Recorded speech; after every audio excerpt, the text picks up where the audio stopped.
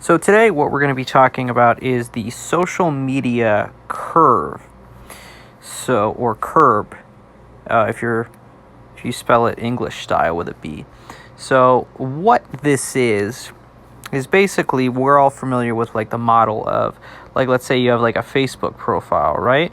And that's like you as a person, that's your visibility. But let's say you post some dumb shit on that.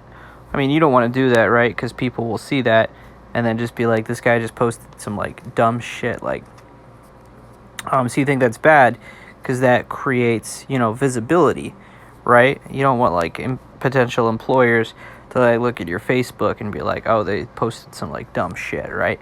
Exactly. So you think, in a sense, it's like a linear curve, right? The more dumb shit you post, the more your visibility is, right? So you'd say, oh, like if I, post some stupid shit, I'm more likely to get like flagged, right? And then an employer is gonna like see that, or you don't want people seeing like some stupid shit that you post, right? So you'd think, you'd think it's a linear thing, right? But it's actually not. It's actually a curve. It's a non-linear function, right? So over here we have like bad stuff you can post. Over here is good stuff you can post, right? And then this is, your visibility. So let's say, over here, like, oh, I just had like a sandwich. Like, no one cares about that, or let's say like, oh, I just had like a baby, no one gives a shit. Like, yeah, like, who cares? Visibility is definitely higher on that one, maybe not even worse. Maybe it belongs over here, but whatever. And then like, maybe like you accidentally release like a nude or something like that. You post like a dick pic on like social media, right? Exactly, which is embarrassing, but it's, it's not intentional.